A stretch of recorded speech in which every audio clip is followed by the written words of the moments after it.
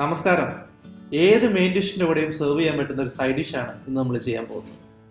Beef pepper roast. ഇത് നിങ്ങൾക്ക് ചോറിൻ്റെ കൂടെയോ പൊറോട്ടയുടെ കൂടെയോ ചപ്പാത്തിയുടെ കൂടെയോ അപ്പത്തിൻ്റെ കൂടെയോ അല്ലെങ്കിൽ ഗീ റൈസ്, ഫ്രൈഡ് റൈസ്, പത്തരി എന്തിൻ്റെ കൂടെ വേണമെങ്കിലും സെർവ് ചെയ്യാം.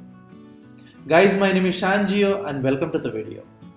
ഞാനിവിടെ 1 കിലോ ബീഫാണ് എടുത്തിരിക്കുന്നത്. ആദ്യമായിട്ട് നമുക്കിതൊന്ന് പ്രഷർ കുക്ക് ചെയ്യണം. അതിനായിട്ട് ഞാനിത് പ്രഷർ കുക്കറിലേക്ക് മാറ്റിയിട്ടുണ്ട്.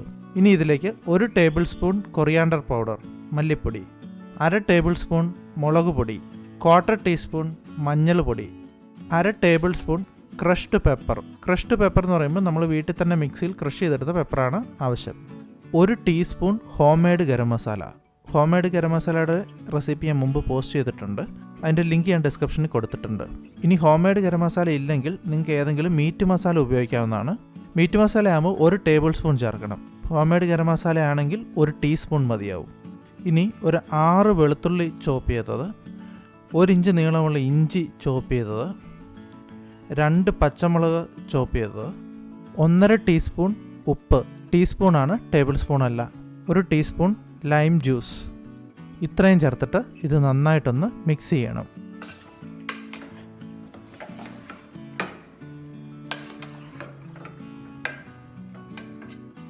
വെള്ളമൊന്നും ഒഴിക്കേണ്ട ആവശ്യമില്ല. മീറ്റിനകത്തുള്ള വെള്ളം ഇറങ്ങി അതിലത് വെന്തോളും.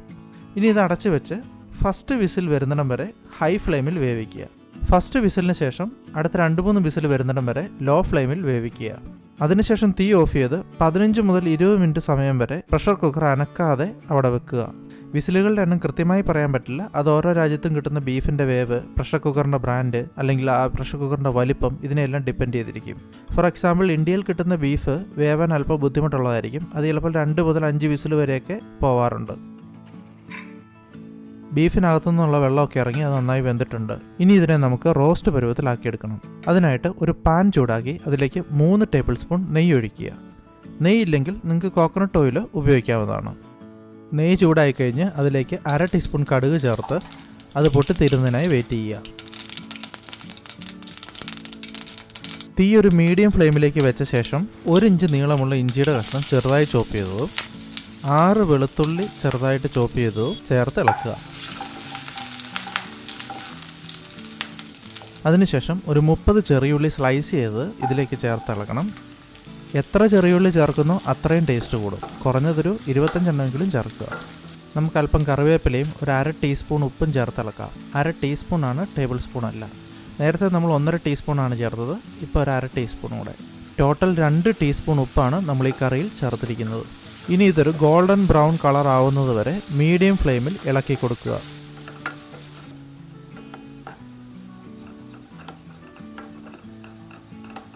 ഇതിപ്പോൾ ഗോൾഡൻ ബ്രൗൺ കളറായിട്ടുണ്ട്. ഇനി ഇതിലേക്ക് 2 ടേബിൾ സ്പൂൺ മല്ലിപ്പൊടിയും 1 ടീസ്പൂൺ ഹോം മെയ്ഡ് ഗരം മസാലയും ചേർത്ത് ഇളക്കുക. ഇനി ഹോം മെയ്ഡ് ഗരം മസാല ഇല്ലെങ്കിൽ 2 ടീസ്പൂൺ മീറ്റ് മസാല ചേർത്താൽ മതിയാവും. ഗരം മസാല ആണെങ്കിൽ 1 ടീസ്പൂൺ, മീറ്റ് മസാല ആണെങ്കിൽ 2 ടീസ്പൂൺ. മസാലയുടെയൊക്കെ ആ റോ ഫ്ലേവർ ഒന്ന് മാറുന്നതിനായി ഏകദേശം 1 മിനിറ്റ് നേരം ഇളക്കി റോസ്റ്റ് ചെയ്തെടുക്കുക. അതിനുശേഷം നമ്മൾ പ്രഷർ കുക്ക് ചെയ്ത് വെച്ചിരുന്ന ബീഫ് ഇതിലേക്ക് ചേർത്ത് ഇളക്കുക.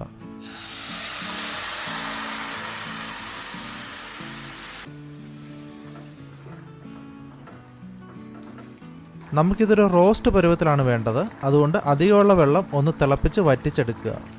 ഇപ്പോൾ വെള്ളമൊക്കെ വറ്റി ആ ഗ്രേവി നന്നായിട്ട് തിക്കായിട്ടുണ്ട്. ഇനി ഇതിലേക്ക് ക്രഷ്ഡ് പെപ്പർ ചേർക്കണം.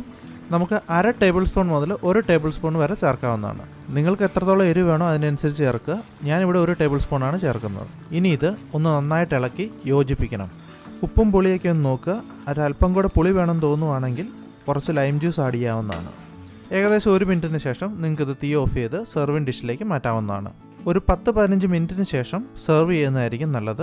അല്പം നേരം വെച്ച് കഴിയുമ്പോൾ ഇതിൻ്റെ ഫ്ലേവേഴ്സ് എല്ലാം ഒന്ന് ബാലൻസ് ആവും. നമ്മളുണ്ടാക്കിയ ഈ ബീഫ് റോസ്റ്റിനെ വളരെ എളുപ്പത്തിൽ നല്ലൊരു ബീഫ് ഫ്രൈ ആക്കി മാറ്റാൻ പറ്റും. അപ്പോൾ ഇന്ന് ബീഫ് റോസ്റ്റ് ആയിട്ട് കഴിക്കുക, മിച്ചമുള്ളത് ഫ്രിഡ്ജിൽ വെക്കുക. അപ്പോൾ ഒരു ദിവസം അത് ഫ്രിഡ്ജിലിരുന്ന് കഴിയുമ്പോഴത്തേക്കും ആ സ്പൈസസ് എല്ലാം ആ ബീഫിലേക്ക് നന്നായിട്ട് ഇറങ്ങും. എന്നിട്ട് നെക്സ്റ്റ് ഡേ അതൊരു പാനിലിട്ട് നന്നായിട്ടൊന്ന് ഇളക്കി റോസ്റ്റ് ചെയ്ത് ഫ്രൈ ആക്കി എടുക്കുകയാണെങ്കിൽ നല്ലൊരു ബീഫ് ഫ്രൈ ആയിരിക്കും. വേണമെങ്കിൽ അല്പം ഗരം മസാലയും കൂടെ ആഡ് ചെയ്യാം റോസ്റ്റ് ചെയ്യുമ്പോൾ. അപ്പോൾ അങ്ങനെ ഒന്ന് ചെയ്ത് നോക്കുക. എന്നിട്ട് നിങ്ങളുടെ അഭിപ്രായങ്ങളും നിർദ്ദേശങ്ങളും ഒക്കെ ഒന്ന് കമൻറ്റ് ചെയ്യുക. See you in another video. Thanks for watching.